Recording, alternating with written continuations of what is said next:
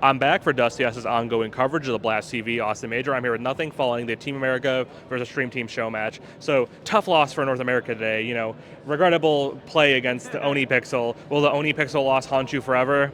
I mean, he actually offered me the case hardened AK if I threw, so now it's a big win for me, actually. That's huge gains. Blast offered you $0, and how much does a case hardened AK go for these days? I think it's got to be like 150,000 or something, right? I don't know. For the one, the number one rated one, right? What is the wear? I forget. It's like 5.5. I don't know, 5.51 or something. You know more about this world than I do. I think with the skins game, you've clearly been looking at players, and you're like, "What's the skin I want to get from them?" As you could tell, I didn't actually get the skin because I would have known the float. But yeah, Nico has it, I think. Well, Nico definitely has a lot of nice skins. He brings the $1 million AK to the tournament, and is that it? Is it 1 million? Is that the one? I think so. I think that's the one that was lent him, the $1 million. Yeah.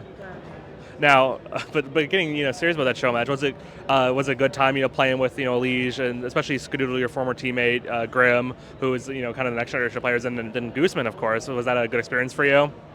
Yeah, I mean, it was fun. We were getting knife kills and stuff. Like, I kind of wish they mixed the team up more to make it more fair, which sounds silly because we lost, but we're obviously kind of trolling. But it would have been more fun, like, as a competitor to, like, either make a full troll or try more, because it felt like we weren't sure. The one round there was a bomb site in ramp room. We went up, but it was fun. Playing with everyone. It's a good time being on stage. And we've been asking everyone what it's been like to play with Gooseman, and I think for you personally, you have much more of a connection to him because you were a 1.6 pro, and so you have much more of like a living connection to the game that he made, the game that he built. So was that something that was really special for you to kind of play the guy who literally made the game where you became famous in? Yeah, I mean, it was neat. I got to talk to him for a few minutes and neat, and I never met him before, so it was interesting. It was kind of just trippy. I didn't even think he was real for a while, and it was, cool. Yeah, he's definitely been someone who's been putting himself more out there, getting involved in the Counter-Strike scene, which is nice to see kind of for, our old legends of the game to kind of make themselves more present and more, out there for like the next generation of players. Speaking of you, of course, a legend of the game, a legend in Counter-Strike Go, a legend in 1.6. What have you been up to? What you been up to recently since we last talked to you in June last year? Yeah, kind of the same thing, a bit of consulting, bit of streaming, sponsor work, just kind of having a good time, hanging out. I have 2 kids. And hey, Launders and Scrawny. Hey, break a leg. Break a couple legs. See you guys. Let's go. Get you in there. Launders and Scrawny, yeah. Launders. In case you didn't know, Launders and Scrawny, those guys, yeah. Yeah, those guys, yep.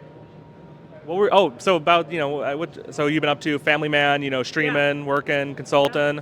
I know you told our interviewer Scoopster last year that one of your dreams would be to sort of make an esports organization, something you were kind of looking into. Is that something still on the table for you? Kind of. I actually talked to some investors last time and had some cool talks. I just, part of it was like what I was excited about. Obviously starting a Counter-Strike team, right? Specifically Counter-Strike, but an org has more to it. With talent and streamers and these other things that are key for sponsors. So I did a lot of due diligence. I just, pulling the trigger is something that I haven't done because I know what it requires. I know the bandwidth that I need to have. I know the intention I need to have to hit the gas for that project. And it just nothing's really like been a spark for me specifically. Like it'd be cool, but part of that's just ego. Like it's fun to own a team or something, but the actual things I would like doing, I just haven't, felt the urge to make the push yet.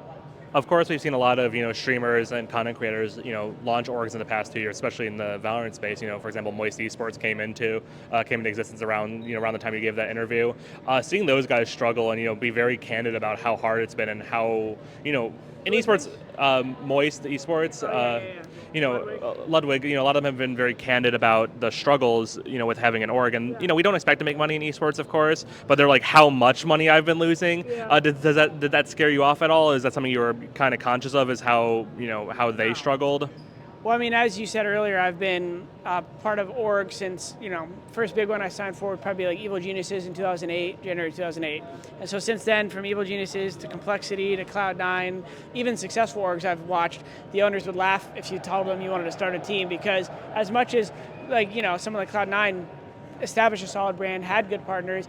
It's still just like, sometimes you look at the books and how much they have to spend certain times and you watch profits get eaten up. It's, even for the best brands out there, it can be tough. So you have to be ready to pivot. You have to be paying attention to the community, and seeing things like Moist happen. I mean, it makes sense, right? Like it is what it is. Like if you want top talent, they're expensive, and some top talent, especially in Counter-Strike, they just want to play. So they're not like, unless you can get a bunch of sponsors for their team, which is harder nowadays than getting a sponsor for, say, a big streamer. That the brand is a focus maybe of their program, whereas one of these sponsors might not be a focus of Simple's gameplay for 95% of his day, right? And maybe he'll pop on stream and the logo's there, but the logo on the jersey is cool. But some of these brands, they want more than just brand equity. They want cool activations and these things that it takes. And this stuff I know all about, but it takes a certain group and team to procure this stuff. And I'm sure like Moist, like Ludwig, he obviously knows how to make a brand and do all this stuff. So he was probably just laughing because he saw probably the writing on the wall clearly. This is not as straightforward as it should be and as it is maybe with the influencer side of things. Obviously, a big focus of that, like you said, is the brand building. It's the co-activations. It's the players just want to play. Would that be a good piece of advice? Do you think you could offer younger players to start building their brand? I would say, if we look at your generation compared to the new generation, the Mnmzzz of the world, the Shrouds, the Terex, the sort of rank us, that was a huge cause celebrate. That was a huge moment in time. But it's not something we see as much now. Is that something advice you'd offer to players to start growing their brand? And do you think it's something that maybe players these days don't do as much?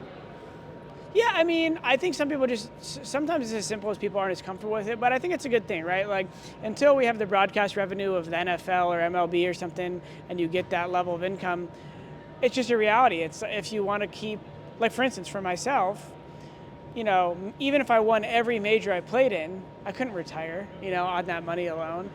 Maybe if I went down to like Mexico, live in another country or something. But so the reality is you have to be thinking about the business side of it, and unless you want to go get another job. Some people are fine doing that. Some pro players I know go and run an org, or they work at their coders, or whatever they like doing, and they're and so I think it's wise for every young player. I would say this: just try not to be dislikable at the least. Like at least try to be presentable. If Donk obviously is edgy and doing his thing, but it hasn't hurt his brand. That's just he's insane and he kind of has fun being kind of stoic. But if he were to start streaming, I'm sure it would consistently crush, right? So I think until the revenues are stuff you could retire off of, you have to be considering the revenues purely from salary and winnings is enough to retire off of. And maybe it is in some of these other countries. Mongols, maybe they'll be able to do that from their playing careers, but most players here probably couldn't. Yeah, definitely. I think the Mongols guys, they're only 20, so they have a long career ahead of them, and we're actually going to see the grand final start really soon. So I'll let you go enjoy that. Thank you so much for your time. n0thing. Always great to talk to one of the legends of the NA scene. Thank you for your time. Thank you.